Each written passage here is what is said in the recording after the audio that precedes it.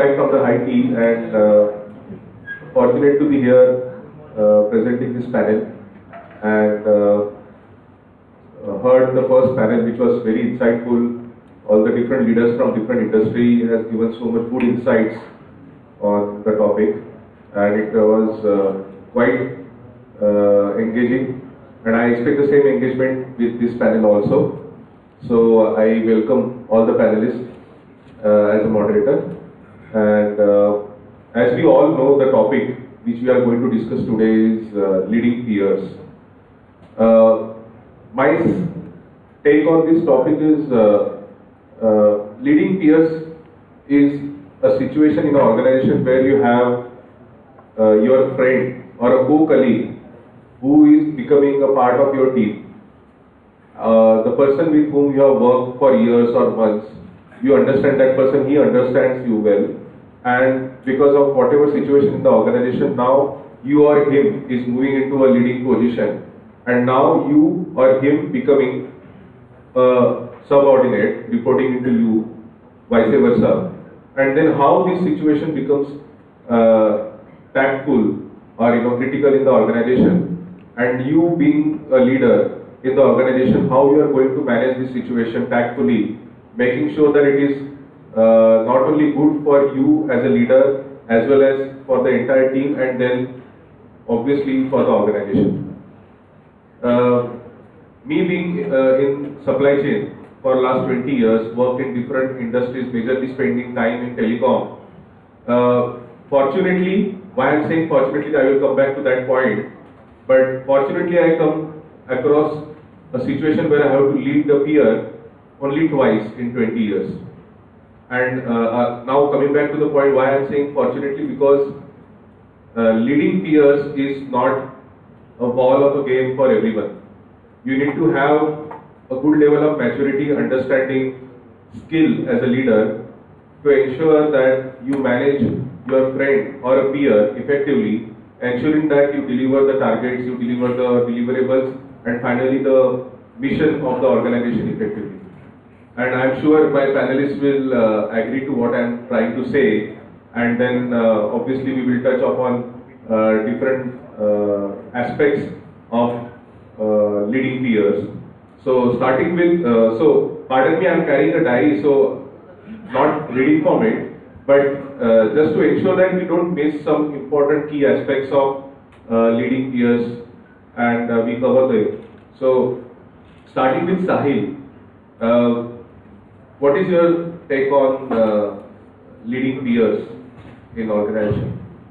Sure. So first of all, thank you so much, IIM Sirmaur, for having me back the second time. It always feels wonderful coming back to this auditorium. The last time it was a midnight session, and now it's a morning session.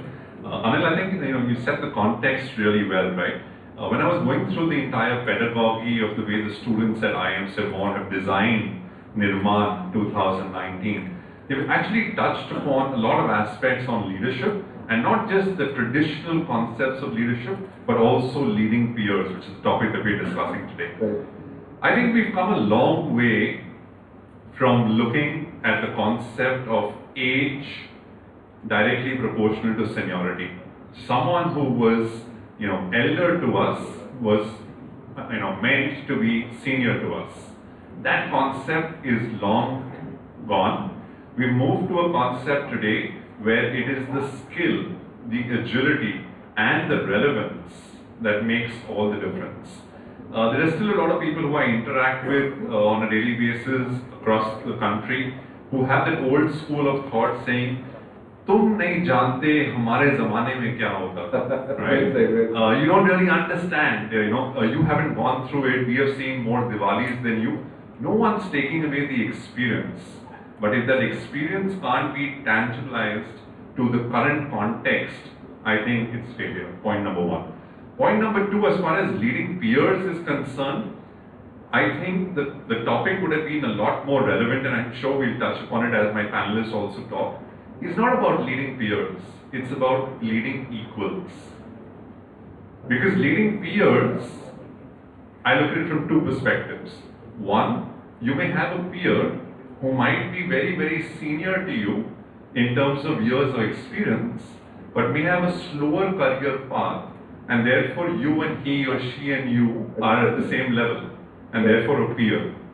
That is from an experience standpoint. The second would be from a role standpoint, right? So from a role standpoint, two roles being equal, you are peers, but still the dynamics can be very different. And third, like I spoke about age, you may have someone who is 10 years more experienced than you, or lesser experience but more age, because someone might be an entrepreneur, may have left his business, joined corporate India, and therefore be pegged at a much lower level, although the experience is there, but might not be absolute relevant experience. So I'm saying there are a lot of facets that we can explore in the next 15-20 minutes, but the broad angle that I wanted to touch upon is leading peers is very different from leading equals. Age and seniority being directly proportional is a concept of the past. And the third point, which is to my mind the most important point that we should deliberate as a group, is to say, how do we look at the whole concept of having talent in servant leadership, where humility is center stage, and it doesn't matter who is leading whom. What matters is, in that situation, who is the best leader, and if it means that a team member from my team has a skill set which I don't have, I let that person do the entire planning, and I become an execution team member rather than saying, no, I am the boss, I know everything, and you will do exactly what I say. Because ultimately, as you made the brilliant point, where is business value being created? And if business value is not being created and we're just sitting here and having a great discussion on leading peers, I think it's going to be all meaningless. Great. Sahil, I think you have given a complete different perspective of the topic what we are trying to discuss. And as you beautifully mentioned that no more age is valid with respect to leadership. Those days have gone back. Just to add on to what you have said is when I joined Tata Sky, I had my last interview with the CFO, and he said the team which you are going to lead, the average tenure they have is 15 years. So how are you going to handle them? They are veterans in this industry since Tata Sky started in 2005, and now 2019, almost 14 years gone. How are you going to handle this? I said, I take it very positively. I have 15 years of experience that time, and adding their 15 years, my experience becomes 30 years. So I am not here to change anything, and not to tell them that what they are doing is incorrect and now I am the manager and what I am going to say is correct. But I will surely leverage on their experience and surely try to add my value into it. So as you rightly said, age doesn't matter. So Sagar, what is your take on leading peers? Yes, so not including the points which you and Sahil have covered, I would give a live example to the students.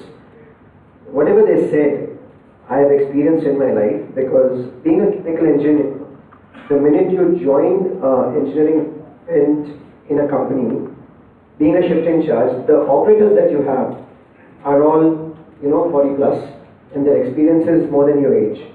How do you lead them? So that's exactly practically I did. Is you win their trust. You win their trust as someone whom they can rely on, be empathetic to them, and build a relationship not only on the emotions or the mindset, but also on the data.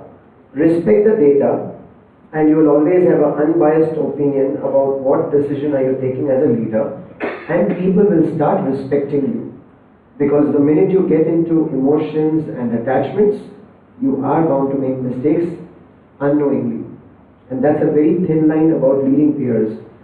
Believe in the data. So like being a process excellence person, they say that, Dr. Deming has said, in data I trust, in God I trust, rest all bring data. So if you have data, if you have empathy, if you have the right mindset, build the framework of trust on that, and you will never fail. And I'm telling it by 14 years of experience, because I've been leading peers who are double my age, and their experience is more than my age. Great, Sagar. So yes, again you have brought a different angle to it with the empathy with data. So good that the topic is same, but the angles are very different. Definitely, So, Manish, what is your thought on leading peers? So, leading peers, I will take on 2 points from these gentlemen as such. I mean, first thing that I take from Sahil is that servant leadership. And coming from the MNC background as such, it's very important that who is best at wherever we pick them and then they do that job. And that is what the leadership is all about. It's not about that in the hierarchies we are here and then you can't do this job, right? You guys would have heard of or will be studying about, and industry is talking about agility, right? Agility is not about having the hierarchies or the flat organizations. It's about having a flat organization and assigning the right work to the right person, whoever can do it. Doesn't matter what hierarchies they are at, right? Having said that, this is very well said and means not then done basically. I personally had similar scenario in my career that I wanted to discuss with you guys. When I joined MasterCard, I was reporting into some person and then I got promoted and I became the peer.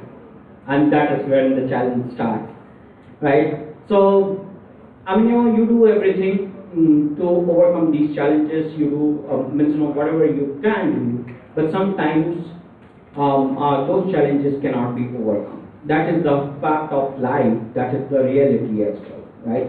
Sometimes we have to say enough is enough and then we have to move on. That is what happened with my career. Like 2 years I worked with that guy as a peer, that's okay. And then at this point in time, just a month before, I took up another job within the organization to lead another function, right? So sometimes we have to give enough time to make it work. But if it is not working, guys, then we have to move on as well. And we have to make those decisions and choices in the interest of ourselves, in the interest of the organization, and in the interest of, everybody, right?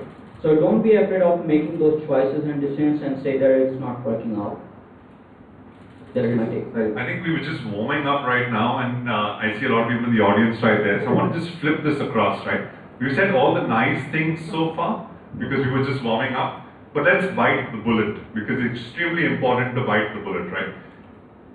Where does the real challenge come? The real challenge comes is when a senior colleague becomes a peer and then becomes a junior team member. Right. I haven't gone to that level. Exactly. Yeah. I'm so happy, Manish, that you touched upon it, but I think so we need to explore the entire paradigm, right? Because today, a senior colleague may have a particular pace, and again, this is a lot about choices that we make, right? For someone, it may be at a different life stage, there is a different choice, there are different priorities, and therefore a very different career path that they may choose. And they may be very comfortable with that, saying, fine, I want to have a work-life balance, so to say, which to my mind actually doesn't exist. Right. But a lot of people may say, listen, I don't want to stretch beyond, or I don't want to pick up stretch goals. What is expected of me, I will deliver to the expectation, and that's just about it. And therefore, you then do a trade-off between saying, if I'm going to pick up only so much, in so many years is when I will look at the next level. Versus someone else who says, listen, for me, work is life. And if work is life, tell me what it takes to move to the next level.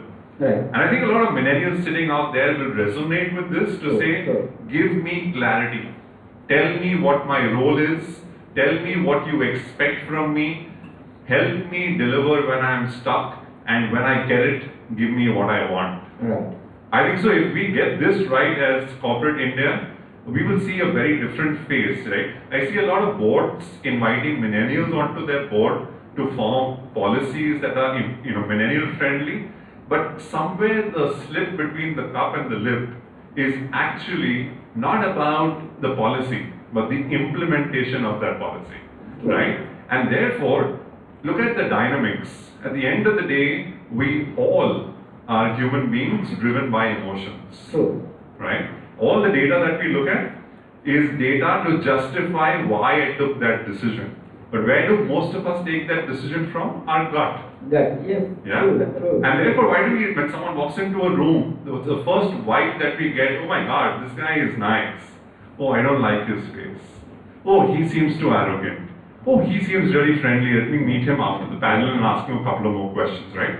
So with all of that, just to quickly summarize, I think the bullet needs to be bitten when you actually look at a senior colleague choosing a slower career path.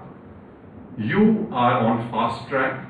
How do you ensure that you're not intimidating people, you're not playing on their insecurities, but you're actually creating a culture of saying, I respect you for where you are. True. I have chosen this for my life, and it's not that I'm making a sacrifice, but I am on a particular path, and this path is very different from your path. And therefore, if I am growing at a certain pace, please don't get insecure. And don't do things that make people insecure. In Right. fact, carry them along. Right. And as you carry them along, if people see value in you, trust me, I have seen it myself. I'll give you a short example. I really want to thank Dr. Indu Shahani for this. This is way back when I was in HR college in Bombay. One of our professors went on maternity leave. And at that point of time, maybe she had some difficulty getting someone else as a professor for 6 months.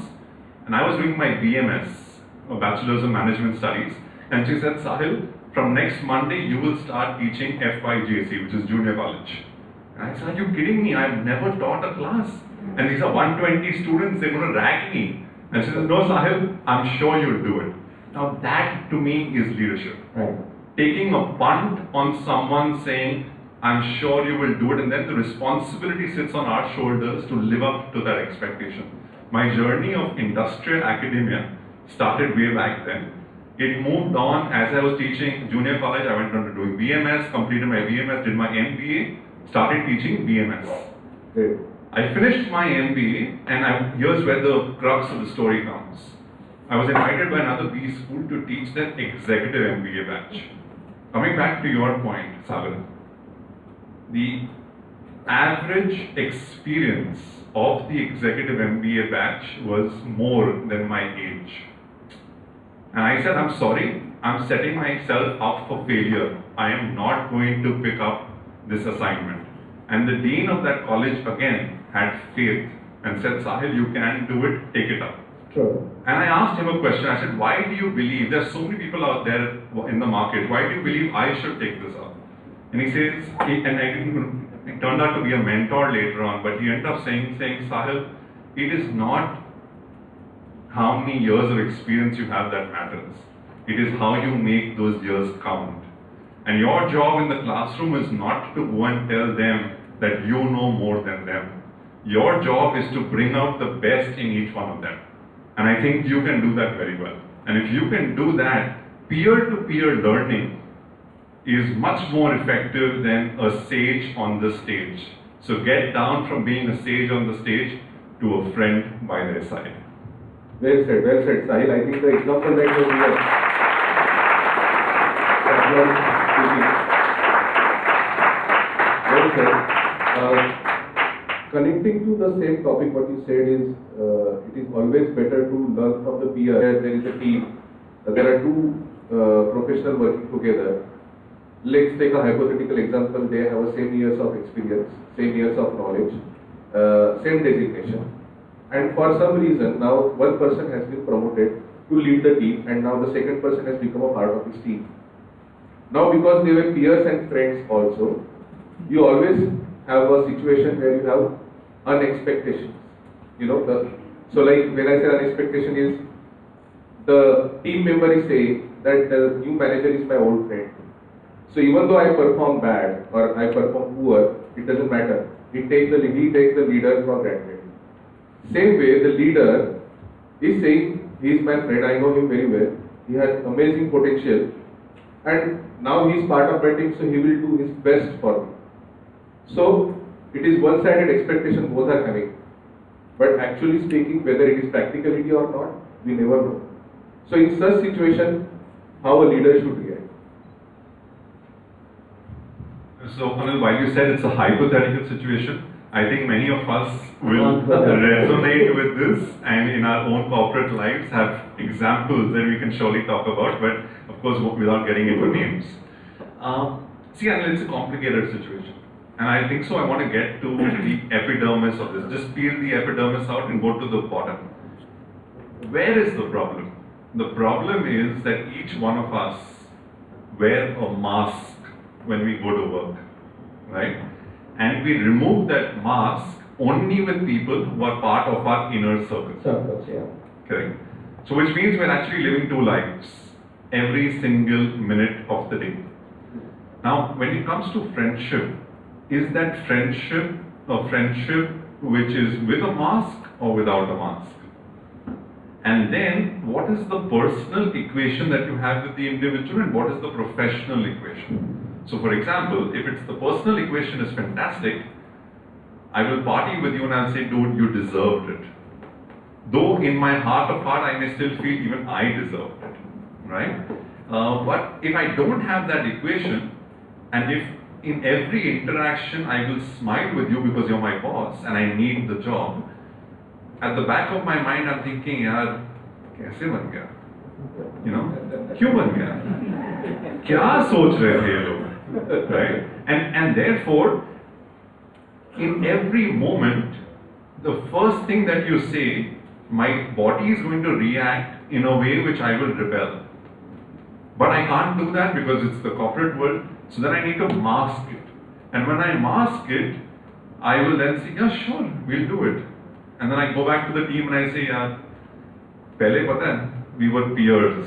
And when we were peers, he didn't have attitude. Abhi promote ho gaya na, kitna attitude hai usme dekho. He's trying to throw his weight around. And I will start negatively influencing the ecosystem. Because that is natural defense mechanism.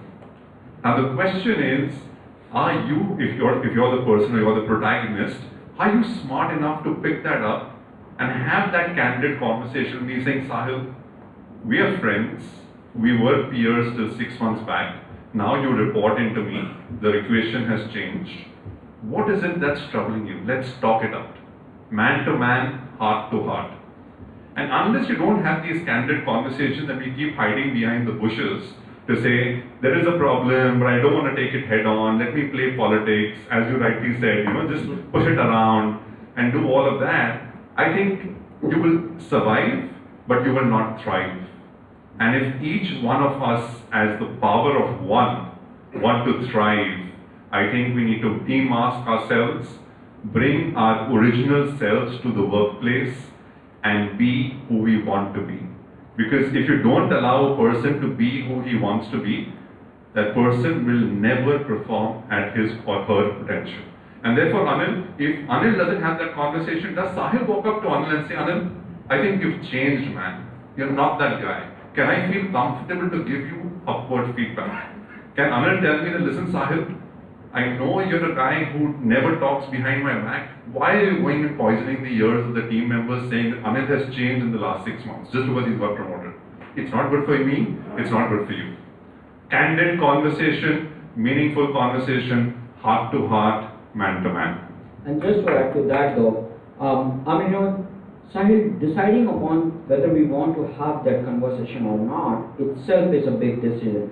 Because many people are afraid of having that conversation, right? So again, coming back to point, making tough choices. Don't be afraid that he is my friend and I'm going to talk like that to that person, right? We got talk for the betterment of our relationship, for the betterment of our performance. We got talk. If we are keeping quiet, it's not going to, it's not help anybody, but it's going to ill-rot in the system more and more, right? So make your choices and decisions, doesn't matter how tough they are, and at the right time, and talk. Yeah. So Manish, what we are spoiled by choice today. For example, if I don't get along with Anil, I'll say, okay, fine, I'll look for another job. But maybe, what's the surety that if I've spent 9 years working with Anil, and just because in the last 6 months he's become my boss, and I can't make this relationship work, if I join Sagar's company, I'll do very well. There's no surety. No surety, yeah. There's no surety that if I take up another role or if I continue backbiting, I will do well for myself. And therefore, we all have a choice to make. You students sitting here have a fantastic choice to make. You had a choice, you came here, you're making the most of your course at IIM Sirmaur. But the question is not about the choice. The question is, can you visualize the consequence of that choice and therefore make a far more informed decision today without repenting tomorrow. Right. Well said, well Taking said. on to the consequences, and taking on to the points that you highlighted. The basic point here comes out to be selfish. Okay, summarizing it, I would say be selfish. Now, when I say be selfish, it's something which is like a negative notion. Oh, how can I be selfish as a leader? But the point is, if you are not content, if you are not happy, if you are not fulfilled with your inner sense, you'll always be negative. You'll always be empty. You'll always be doubting other people. So, to become a real leader, be selfish, fill yourself, be happy, be content. And the second point is be aware of what actions you're doing. Be aware about what sentiments you're working on or working with. Because that emotions, that sentiments will directly link with whatever, the equations that are working out. So I was just recently reading a book, rather two books which I carry in my bag, both are there. One is Learning to Silence the Mind by Osho, and the other one was I Complete Me by Sheila Ram Mohan. Now both are talking about mind. One is talking about silencing the mind, where Sheila is talking about making the mind talk in a positive way. Now who is right? Both are right. Because he is saying silence the mind for negative talks, fulfill yourself, get the inner conscious, be content. She is talking about can't do all that. The best is be positive, give out positive manifestations, have positive vibrations. Now you can't say any one of them is wrong. But both are leading, both are bestsellers. Sagar, thanks for giving us some food for thought. I'm going to definitely buy both these books and read them over the next couple of weeks. But my takeaway from what you said, and if I can just use a hybrid approach, I would change that word called selfish, as you rightly said, it has a negative connotation. I would rather use the word mindfulness. Yeah. If I can marry mindfulness with heartfulness, I think the whole concept, and as you rightly said, right, I can only give what I have. If I have negativity, I will give you negativity. If I have positivity, I'll give you positivity. And therefore we all say the person has a great vibe, or there is no vibe, or I don't get a good vibe from that person, because you can only give what you have. And therefore, when there is a great unison between the heart, mind, body and soul, I think the vibes are really positive. And when the vibes are positive, leadership, Anil, is all about vibes. It's all about leadership energies. Why is it that when you stand next to a leader, forget taking selfies, but when you stand next to a leader, you really feel very energetic, very passionate, and extremely joshful? Because that leader is emanating positive vibes. Yeah. And then whether that person is a peer, or that person is an equal, or that person is a junior team member, it just doesn't matter. You accept him as a leader. Exactly, because then you look up to that person to say, this person has something that I don't, and I would want to have that. And whatever it takes to learn that from that person, I am willing to do it. And when your body, mind, heart, soul is in unison to achieve that, or to learn that, or to equip yourself with that, all these negative emotions of saying, oh, he's a peer, or he's a junior, don't even enter the mind. I'll give you a classic case. I've just come back from a road trip from Ladakh, and I met a 19-year-old kid. I was on a solo trip. I met a 19-year-old kid from a place in Delhi. And believe you me, the amount of knowledge he had on Ladakh was immense. And that actually helped me when I was navigating my entire route, because whether it was Khardungla Pass or Changla Pass or the roads or Nubra Valley, he exactly knew what temperature was at what location, what was the time to travel, what was the homestay available, what is safe, what is not safe. Now, a person like me who's very impulsive just gets up, takes his helmet, goes there, gets a bike and moves. But a person like him was a great compliment, a great added skill, and I could have done the same thing by Googling everything, but person sitting right there is complimenting me, and I'm very happy to learn from a 19-year-old because he knows so much more than me. He exactly knew where the road will be bad. He knew where there is snow, where the bike would skid, what is an alternate route, which even Google wouldn't tell you, right? True. And therefore, in my mind, am I thinking, hey, what is this 19-year-old kid going to teach me? Or am I going to say, no, wow, he knows a lot more, maybe I need to learn from him. So, What a great example of why age doesn't matter. Right. So I'm sure at his age, 19-year-old, he must have done something different to get all this knowledge and then sharing it further to whoever he is meeting. And what Sahil carrying this impression for that guy, maybe I don't know whether you have expressed it to him or not, but I'm sure whoever he is going to meet in his future is going to have the same impression for him. And what Sahil also mentioned about and Manish also mentioned about that positive vibes, the great vibes which comes from the leader. And the two points which you discussed, which is candid discussion, which is a hard decision to make whether to have that discussion or not, and to have that courage to do that discussion. Because you don't know what is going on in the other person's mind. Even though you have a friendship, even though you are the co-colleagues or you are the peers, but once you have become a manager, the mindset has already changed. But that's exactly where awareness, and I didn't want to use the word mindfulness specifically because it has got too much of aura around it. So decentralization is like the bottom line. So once you're aware, is only when you can start having that conversation and you will have that courage. Because without awareness, that doesn't come. And that goes to all the students sitting here. We are talking about leading peers and being a leader. But you guys can also be on the other side. I mean, I can always be on the other side when my peer would be my leader. So am I willing to be accepting him as a leader? Only comes with my mindset, my awareness. So that's where, that's a summarizing point for the question that you asked. Great. Manish, I have one question for you. Again, coming back to the topic of leading peers. So you have a peer in your team and now you are his manager. And if you are observing inconsistent behavior, because earlier the relationship was different, now you have become his manager, and now slowly you are recognizing that there is a change in behavior of that person. And the kind of behavior what he is showing is, earlier you were my friend, now you have become manager, you have changed. Your approach towards me has changed. Now no more you are considering me as a friend, you are putting more work on me. You are biased towards me, you are unbiased towards me. How you, as a leader, manage this inconsistent behavior? Two things. First thing, that take that person for the lunch.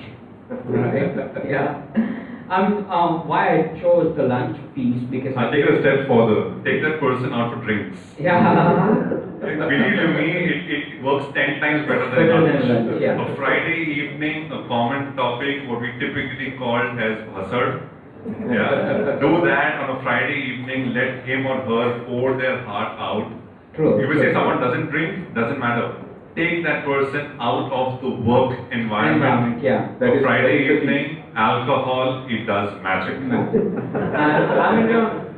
So thoughtfully said, so thoughtfully said that don't get into the meeting room. It never works. Even the one-on-ones in the meeting rooms, it doesn't work. What situation we are talking about, and it's the personal relationship or personal dynamics that we are talking about. It's not about the work, anyways. So don't ever get into the meeting room saying that one-on-one, because that sets your authority that you follow for the one-on-one. I'm your manager and you're talking to me, right? So that will not work. As Sahil said, I said lunch. That's okay. And I think I will completely agree with you that drinks works better than the lunches. And some of those talks, and this is just not related to work. Even if we have the personal problems and we go on the drinks, those get sorted out. You guys are kids, we are married, right? We may have the problems with the wives, we may have the problems with the different type of friends in the circle. Even sometimes we may have the conflicts with our parents, right? But talking to them and in the very informal environment, that really helps. And being open, there cannot be any substitute to that. So be open, talk to them, not be afraid कि बात करने के बाद क्या होने जा रहा है, बात करने से पहले भी कुछ नहीं हो रहा है. So it's better talk. That will be my suggestion to you guys. Great question. Sagar, let's say we have a situation where in a team you have your peer and there are other members of the team which may be not your peer but other members with them we have never worked but now we are going to handle them as a team. How you will ensure your bias or your loyalty towards a team as a whole where you have a combination of few of your peers working with you as a subordinate and there are few people who are not your peers earlier, are new members. But now you are a leader, you are a manager, you have to handle this situation. How you will ensure that your loyalty towards the team as a manager or as a leader is justified? And it's absolutely not easy to do that. So, yeah. So the one word answer, and I'll explain it definitely, but the one word answer is creating equilibrium, or equilibrium is the answer. But how do you do that is the crux of it. So I'll take my practical example again. What we do is we created a CFT team, which is cross-functional team. Now I had two of my colleagues who were doing MBA with me. We were together, and just because I had the Six Sigma experience, I was put up as a lead of that team and to train them. So what we did is, I said, nothing doing. Let's create a CFT team, cross-functional team, where each member is responsible for one area. He leads that area, and he becomes a leader for that portion of the complete project. So every milestone, every CFT has one leader. So I'm just the leader who is driving everybody as a string, but all of you are the pearls. So don't differentiate, create an equilibrium, and create an equilibrium with a responsibility, a ownership given to them. Once they are the owners and they have the ownership, they have the authority, you are no longer a leader for them as a figure, you are a leader as a string in the necklace of pearls. Good. You want to add anything, Sahil, on this? Or Manish, you want to add on this? So, I mean, you know, it's like leading the peers, it's really a difficult thing to do. But I've given a lot of jargons to it. Yeah, I mean, I was just thinking how to do that, but I mean, as far as it's coming to the, means no, Sagar said that doing, means no, adding the right structures or just doing the, giving some bits and pieces to everybody, and that is what he was talking about, that creating the equilibrium, that is important, and that is what I did it in my team, in my last role basically. So whoever is good, and coming back to your point, that whoever is good at whatever, right, we have to give them that piece, right? So it's easier when you have a lot of work to do, then you can choose the bits and pieces and align it to the right person, but it becomes very difficult when everybody is targeting for the same thing. At that point in time, we will have to take some tough choices and decisions again and say that I have given this to this person particularly because of these reasons, and then we have to be ready for the repercussions also. But then repercussions we will have to explain, and we will have to talk to people that why it has happened the way it has happened, but there is no choice, right? But one thing that I insist again and again, that before you communicate the decisions or whatever you're doing, I think you have to explain to everybody, because we all have the logical minds, that whatever you're doing, why are you doing it that way, right? So decision has much more acceptability rather than, oh guys, we gotta do it this way. No. So that is what my take will be. So adding on to that, not as a part of leading peers or a corporate thing, but an example which we all relate. We all have our mothers at home, and we all are aware that she wants to cook something. She starts with, "Beta, aaj kya khana hai?" And we give out, lists of varieties that we want to eat. And she's like, "Acha, ye," and then finally she convinces 1, 2, 3 options, other options, and at the end it comes to what she wants to cook. Right. So that's what leader has to do when convincing comes to it. Is like, you show them the board, you let them do everything that they want, and then you talk about it, and be a mother. Just bring it back to the root cause, and the child thinks, wow, मैंने जो बोला वही mummy ने बनाया. Awesome. I'm sure you all have experienced that with your mothers, that she's a best leader or she's a best negotiator when it comes to Cooking the food. cooking. Yeah.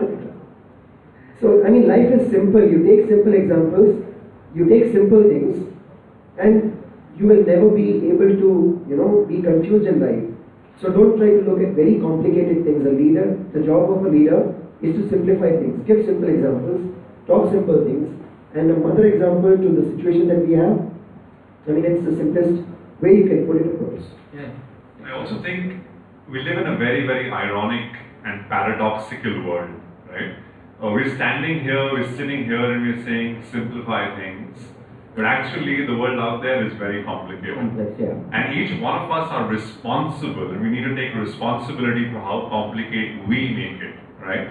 We get into MBA schools and we learn jargons, yeah? We learn jargons, the first 1 year we throw jargons around, we clear interviews.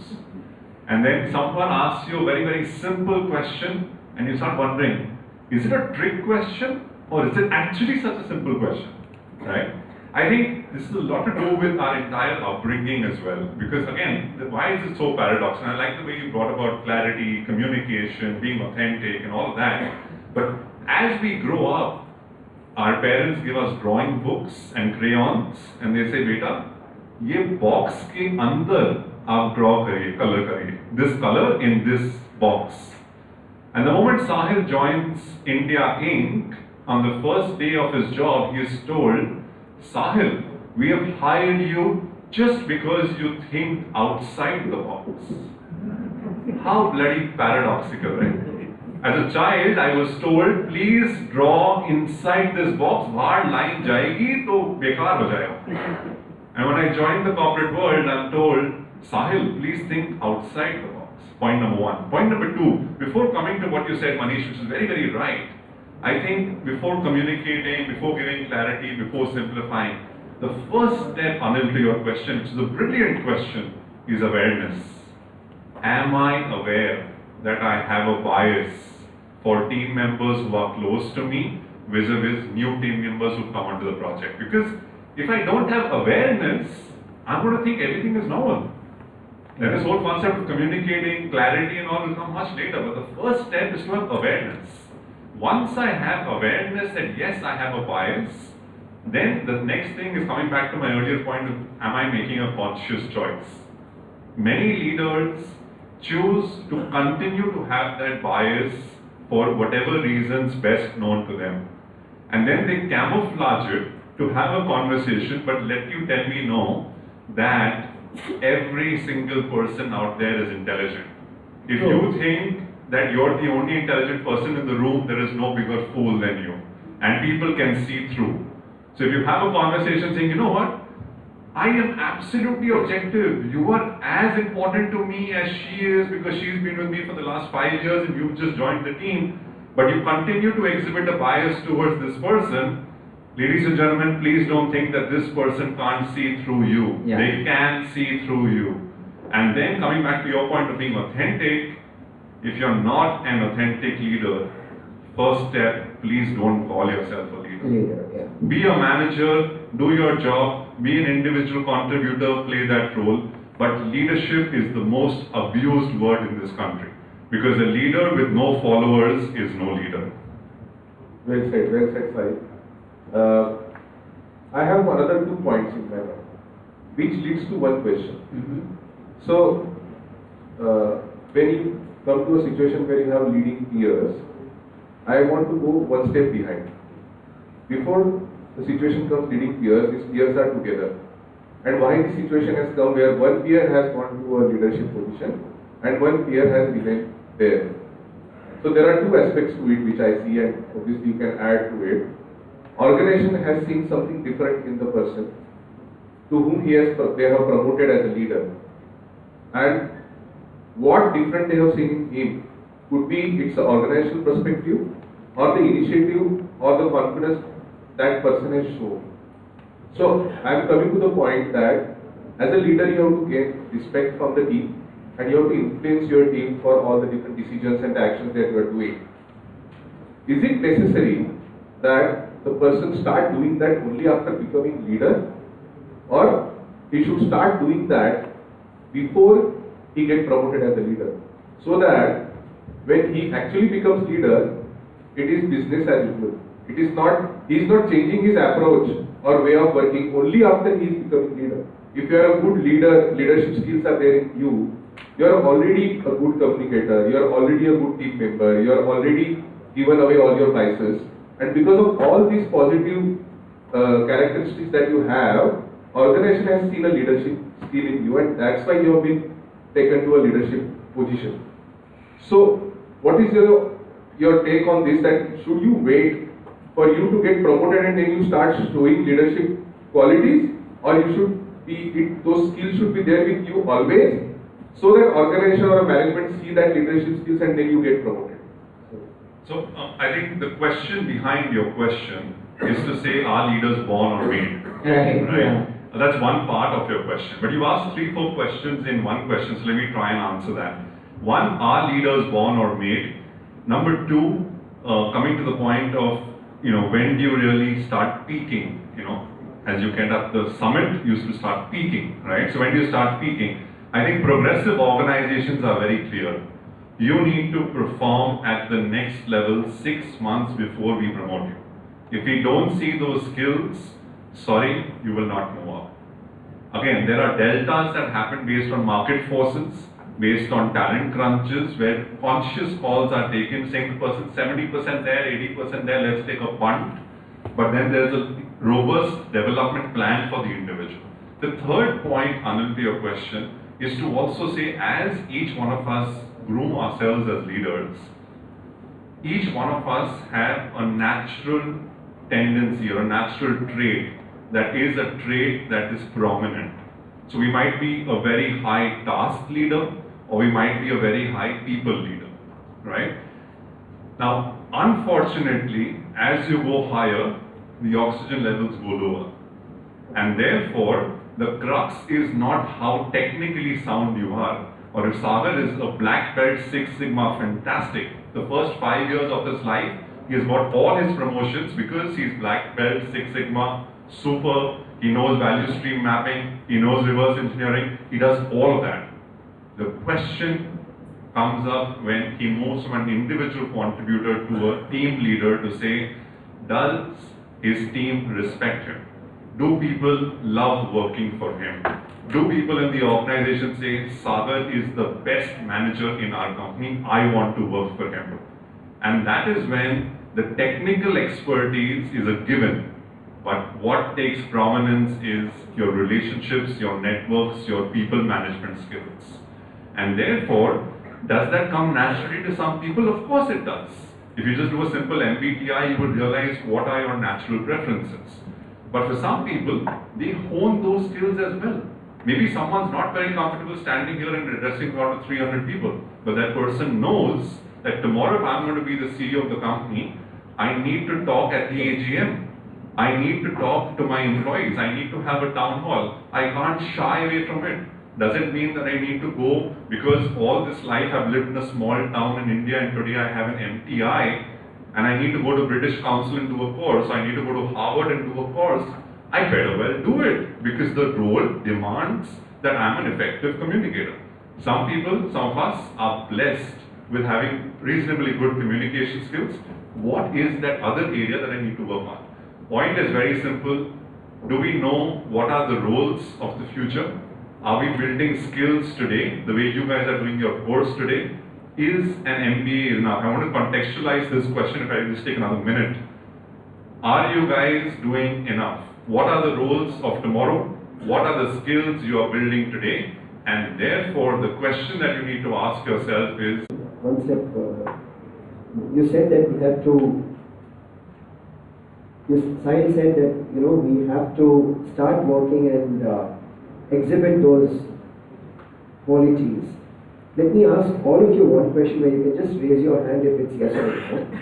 How many of you started preparing for the entrance exam of IIMs when you were in your 12th grade or you were just completing that? None? When did you start doing it? Was it when you were just completing your graduation? See, so many less hands. Just 3 weeks back, as you said, IIMs, I was at ISB Hyderabad, and when I throw that question to them, the room was full of hands. Everybody started their preparations right from 12th, right? So you need to decide where you want to go, and you need to plan what you need to do when, right? That sets the agenda. Even in organizations, when you want to become a leader, when you want to become a manager, you know that you have to exhibit that skill because you have learned it in your 10th standard, you have learned it in your 12th, you have learned it in your graduation, you have now realized today, sitting in this room, you've realized it. Let's say you've done it in your IIMs. Then why don't you be aware of the same, carry that experience, and don't repeat that mistake? I'm sure, Sahil, that's what is the answer. The answer lies in the room, right? We only have 10 hands. I mean, I'm sorry, I'm not demeaning you guys, but it's a fact of life. And the moment you're aware about the fact of life, you don't repeat that mistake, is what. Yeah. So coming back to your question though, whether if you have the skills and then you really have them, and whether you should be doing it at the right level, that level, or you should wait for The you time to to go go. to the next level and then exhibit them. I think if we wait, waiting doesn't help anybody, right? I mean, if you have those natural instincts, you better show off them. Show off, don't take it in the literal terms, but use them, right?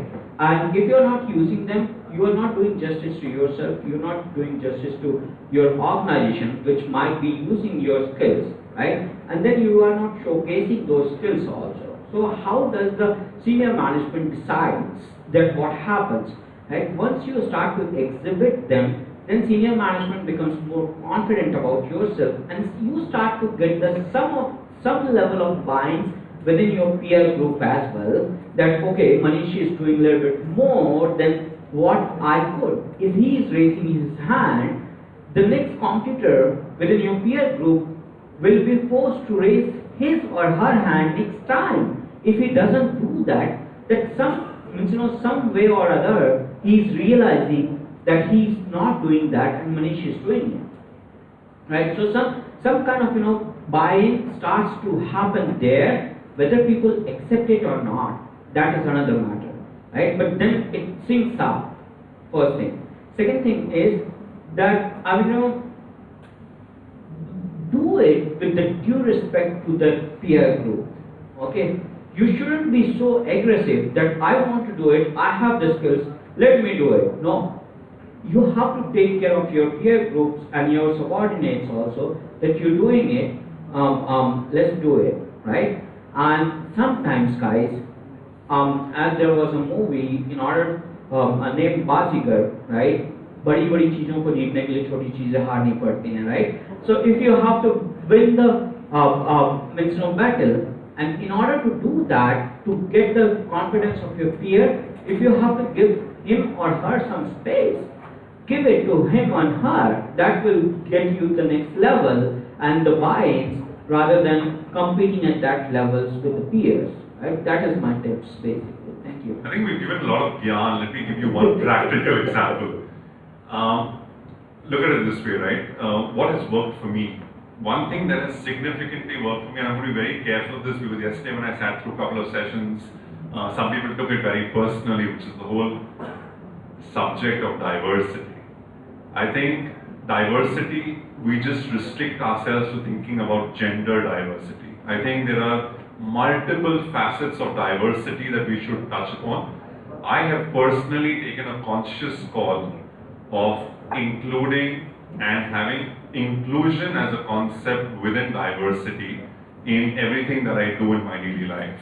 Be it people from different sexual orientations, be it demographics, be it interacting with people from different nationalities, be it trying to make friends outside of the HR fraternity and interacting with people, say for example supply chain. I'd love to be in touch with you and understand what happens in your business, what happens in your business.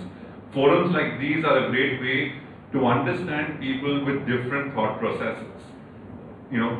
Physically able people, but not specially able people. Right. I think a lot of people with disabilities. I think if you make this, and you may think it's sounding very philosophical, but if you meet people who are different than you will definitely be a lot more holistic, a lot more inclusive, and as you go through your leadership journeys in your lives, you will not look at things just from your perspective, because you got exposed to so much that when you start taking a decision, you will look at it saying, okay, I think four of us, it makes sense to us. But maybe there's one person sitting out there who's going to think that the washroom is actually in the next building, but the gents' washroom is in this building. Right? Maybe we never thought of it. Maybe we never looked at it from a perspective of saying, if there is a person with disability, how is that person going to climb 3 floors in this building to come to the auditorium? There's no elevator. Right? Is there a ramp? Can I do something for people which is a gender neutral washroom? If someone has a preference in the room which is not a preference that you and I would generally have, there's nothing wrong with it. How do I make that person feel included, not just in conversation, but also in The daily life. daily life? Yeah. Absolutely, Manish. So I think, bottom line, expose yourself to people who are different than you, learn from their experiences, their life, contextualize it to your implementation, and that will help you. It has personally helped me a lot. Great side. I guess we have about 5 minutes. So I have one more point to cover, because we talk a lot about the leader who is going to lead the peers. Can we have one point discussion on considering us as a peer, who is a part of the team now and our peer has become a leader, how you should behave in that scenario, especially if there is a situation where you have committed some mistake, or there is some deliverable which was supposed to be executed, but you are not able to meet that deadline. Now you have your friend or your peer who is sitting as a manager. What step you should take as a part of this team? There might be many scenarios where you hesitate to go to him because he's your friend, he will get offended, or he will feel upset that you are my friend, how you can do that. One is the candid discussion which he has already touched upon, which as a manager I should initiate. But as a team member, now I was a peer, now I am his team member, he is leading me. I am into a situation where now I have to go and declare some mistake or flaw in my deliverable. What approach I should take? I think I'll keep it very concise, 3-step process. Respect the position, respect the individual, and respect the situation. I think the person is there for a reason and you're not there for a reason. Right. Okay, so that's the individual, which is more difficult to make peace with. What may be easier to make peace with is respect the position. The position is there in the hierarchy for a reason. Respect that position. Second, respect the individual. The person is there for a reason. And third, respect the situation. Today you're in that situation, tomorrow someone else could be.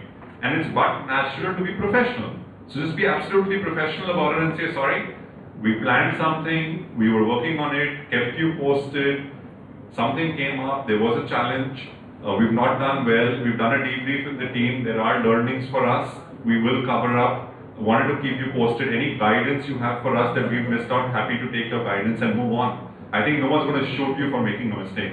We're not in the army where if you make one mistake, you lose a life. Yeah, I've been in the corporate world, I keep telling this, right, as HR professionals, I don't think we are saving lives. We are impacting lives for sure, but we are not saving lives. So, as long as we are not saving lives, and there's not a life and death situation, no one's going to die. So, if no one's going to die, you've made a mistake, of course, you learn from it, don't repeat the same mistake, make new mistakes. Yeah. Thanks, Sai. I think the point was well covered.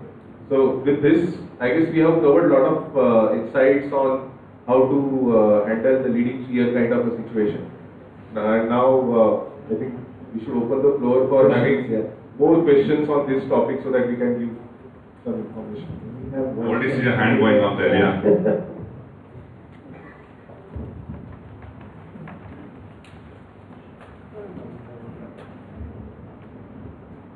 So we have talked about a lot of small issues here and other factors. So I just want to refer to a report by World Economic Forum. So if we talk about the meritocracy and the incentivization, we are still at 118th rank out of some 140 countries. So could you just highlight upon where as a country we are lagging behind? What are the major factors? We have discussed many small things, many issues. What are the major factors where we are lagging behind in meritocracy, incentivization, and how business leaders, could work upon that? I guess I will request Sahil to answer because he has a HR background on what basis the incentivization and policies are designed. So I think one thing is very clear is, and you touched upon macros, so let me start with the macro, 35,000 feet, is as an organization, what is the culture that leaders want to drive? Do you want to drive a culture of being a high-performing meritocratic organization? Or do you want to drive a culture of, and again, there's nothing right or wrong, right? But a culture of being a lala to say, we are one family. And not everybody in the family is liked by everybody. Some people have their pros, some their cons, but you carry them along. And therefore, once a person joins your company, the person never leaves your company because you're family. You don't leave your family members, right? You may leave a spouse, but you won't leave your family members. So the whole question is, what's the culture do you want to drive? There are organizations that have said, and again, while the World Economic Forum has published that report, when you get into reading that report and the nitty-gritties of the report, you will actually realize that the fragment that we are looking at across the spectrum is to actually say the culture that is being driven, is it a culture of high performance stroke churn, saying that if you are an underperformer, we'll happy to coach you, but if you don't fit in, sorry, maybe this is not the best place for you. Maybe there's another organization that's waiting for you where your skills could be put to use. But coming back to meritocracy and incentivizing, the classic case where we make the biggest mistake is that we don't give differentiated rewards. And when rewards are not significantly differentiated between a person who meets expectations to a person who exceeds expectations to an outstanding professional, the motivation to deliver and go the extra mile and to stretch is limited. So I think it's not a one size fits all. The whole concept of total rewards, and many of you all will study that in your subject on compensation and benefits, but the whole concept of total rewards and monetizing rewards for performance and potential needs to be looked at very closely.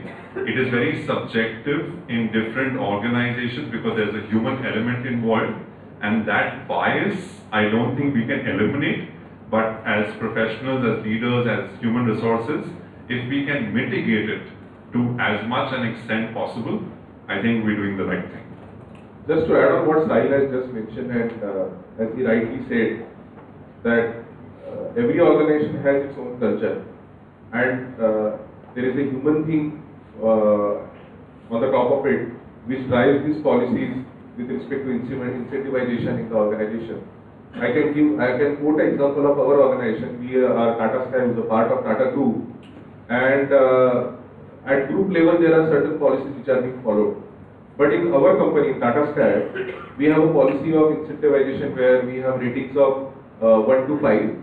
And at the rate of, if you are getting a rating of 3, you get 100% of your incentives as you are part of CTC. At the rating of 4, you get 150% of your incentive.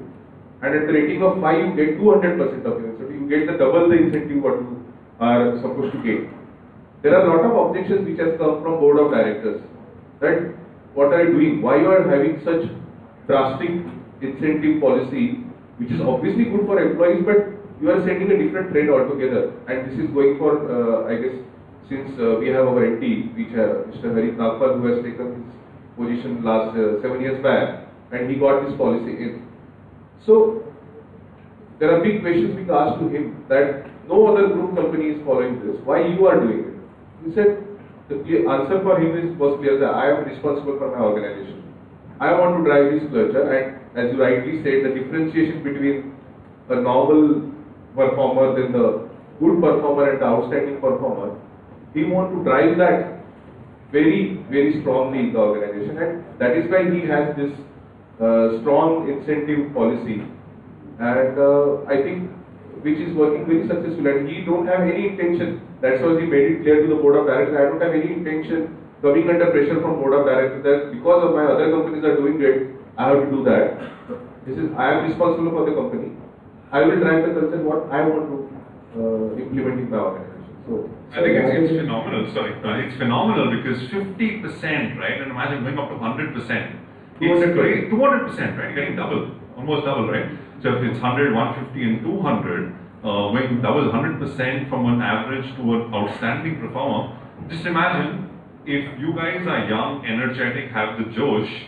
Wouldn't you want to be a 1-rater or a 5-rater in this case? Of course, each one of you would want to be. And therefore, the next question that needs to be answered is, how fair is the performance management process? Yeah, bell curve. that plays a very Exactly. big role. Because if 60% of your people in a general bell curve are going to be your guys who meet expectations and get 100% incentive, and around 20% will be your 4 and 5 raters, how fairly are we deciding those raters? Point number one. Point number two, that is extremely important, which one needs to pay focus to, is how do you look at the whole concept of saying, Ghada bhi zaruri hai, Ghoda bhi zaruri hai, but the guys who make you win the race are the stallions. And how do you identify the stallion? Ensure that the stallion doesn't lead you to competition, but the stallions are only few, right? How do you ensure the horses keep running for you? And then you also need people, and for the lack of a better word, the so-called gadhas who do the daily job for you, which is majority of your work, right? Maybe compliance, bottom end of the pyramid, just the basic mundane work, which is equally important. You can't lose them as well. But how do you really play that game is where the magic lies. Sorry, you were saying something. So saying that we are all discussing around something which is called as money, like the rewards, recognition, or incentivization. What is the root cause, or why is that coming? Is because we are missing something which is called gratitude. There's something called as attitude of gratitude, which we follow in our organization. The money that you give in, or the salary hike, or the incentives, it's just for that matter. It does not bring in a long-term change. What matters is what we try to do is something which is gratitude. Now, I'm sure you guys have worked so hard to put up this leadership summit, and there are few students who have done it exceptionally well. Even with their studies, they have put in their hard work. Now, what happens when all 150 or 100 of you just write one check, one word, saying thank you, or some words, and put it in his room, or put it in his cupboard or on a locker?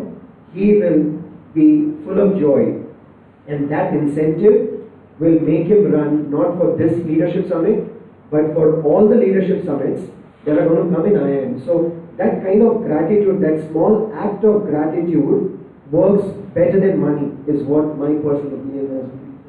True.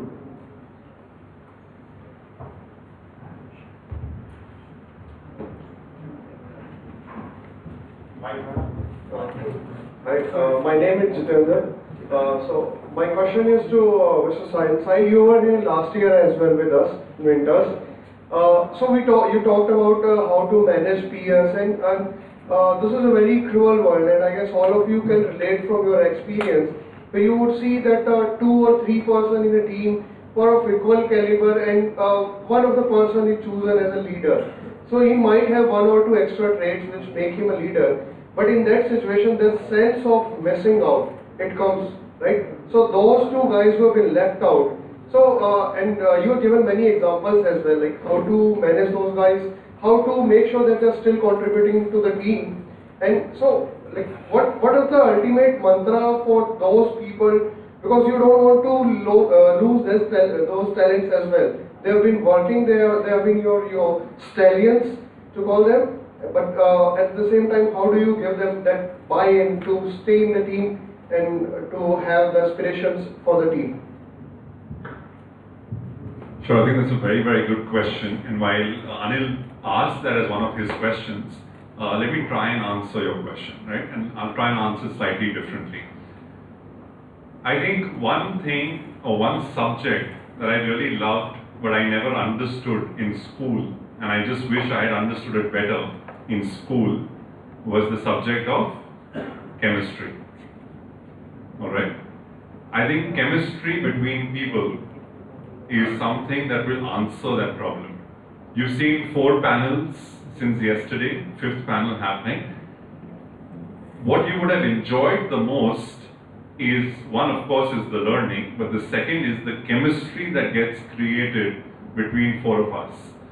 As I said, I do this very regularly at various IIMs, IITs across the country every weekend, and personally for me, the most fulfilling initiative or activity or time spent is when 4 strangers come together, they have a friendly banter, they exchange thoughts, they contradict, they agree, they disagree, they argue, they fight, but at the end of the day, value is created. Now, within those 3 people, my friend, if value is being created, and if people perceive value to be valuable for them, they will continue. But if the chemistry between them gets distorted, one of the solutions that you can always do is to move people around, what we typically call as job rotation, right? I'm a firm believer of the fact that when you move to a leadership position, you should have experienced at least 2 or 3 different changes. What do I mean by that? A different function, a different role, within the same function, a different geography, because that gives you exposure. And when you get exposure, you become a holistic leader. So in a situation like that, if the chemistry has got distorted, it is a great opportunity to realign people either within the same function in a different role by actually helping them see the better side of life, right? And that would also help as one of the strategies among many. Maybe my panelists can add more. So if I want to add anything to that, I mean, there is a maturity angle also side to that leadership. And, when we get into these kind of situations, organizations are watching you as to how much mature you are to go to the next level. Your reaction in this situation basically defines your maturity within the organization to go to the next level. And if you behave maturely, that, fine, I didn't get this opportunity now, but there are opportunities growing up somewhere else. And that's what you talked about while doing the rotations, right? So if you have the maturity to wait for a while, you will get it. But if you have the immaturity not to wait for that and have the blunt reactions, then I think you as a leader, you have answered yourself why you are not at that position, right? So the maturity, that plays a big role there, and I would expect all of you to be very mature in these situations, because these are very practical situations, and all of us have been into those situations, and you will be into those situations. But Manish, you know what actually hurts the most?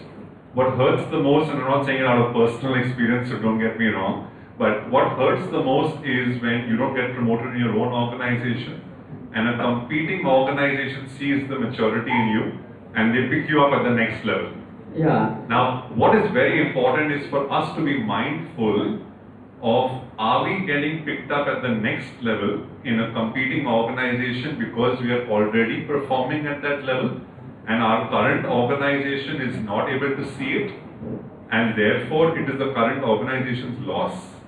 Or is the other organization having a demand crunch, Right. and therefore fulfilling a need and taking a punt on you when you're almost 60 to 70% there? True. Unless we don't do that reality check, we'll make a fool of ourselves. True. And you see how these panelists are complementing each other as such, right? So, that is the collaborative environment that we have to create in the workplaces as such. Yeah. Thank you very much, Sai.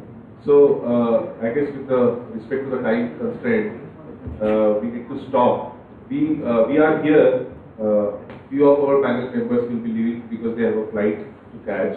But like Manish and me will be there, and surely after this panel discussion also we can catch up, and if you have any questions, we can surely catch up and discuss on those. Thanks everyone. Thanks Manish, thanks Sagar, and thanks Sahib for such an insightful discussion that we have on this topic. Thank you, Anil. I think so you moderated really well, and thank you, IIM Sirmaur, all the students. You've been a fantastic audience. Thank you so much. It was an absolute pleasure being here with all of you. Thank you. Now we have a project at IIM Sirmaur, but we are all available on LinkedIn, and you can all connect to us and throw as many questions as you have, or in future also if you have any doubts, we'll be happy to answer. We are available on LinkedIn. So one last thing that I wanted to say, guys, that is we will have both the, when you go into the corporates, you will see both the sides of the coins, right? Choose the right sides and don't treat others the way you have been treated in the past, right? So if we do that, then we get the right learning and don't propagate the bad things. Just leave it apart, right? That's it. Thank you guys. Thank you very much for having me here. I now invite Mr. Sandeep Pandey to please come and summarize the panel discussion for us. Thank you all. So I'd just like to brief it. Being candid, leveraging and tangibilizing your experience to current context. We also touched upon situational leadership, mindfulness, role clarity, expectation and ecosystem management. We also talked about culture of saying I respect you for what you are. Skill, agility and relevance makes all difference. We also talked about creating a framework of trust on data, respect, empathy, awareness and courage. We talked about right work for the right people. Be open, talk to people, showcase your rationale behind your every decision. Create buy-in. Know your roles of future, build skills, start peaking at the right time. Respect your position, individual and situations. At last, we touched upon culture of fairness of performance management, system, attitude and chemistry among stakeholders, and last, maturity and complementing. To summarize this topic, I would just like to brief you with the two lines. बिखरने के बहाने तो बहुत मिल जाएंगे, आओ हम जुड़ने और संवरने के रास्ते खोजें.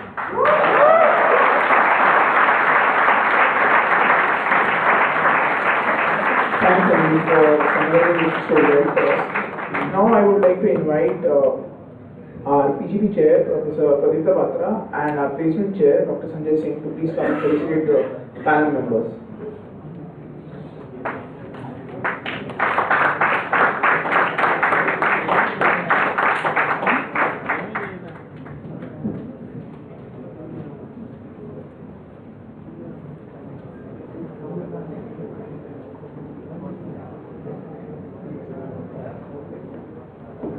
Mr. Anil Darvi.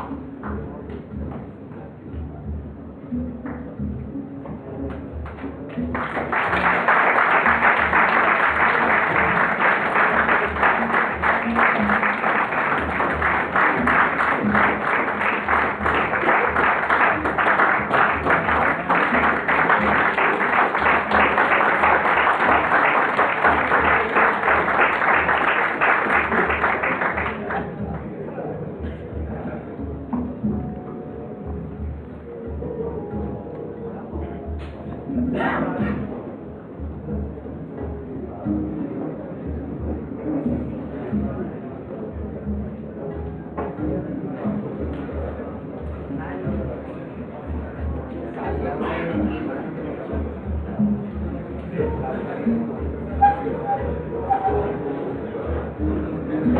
you everyone.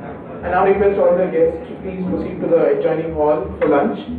While I request all the students to be seated as there will be a Q&A session, especially for supply chain with Mr. Anil Galvi.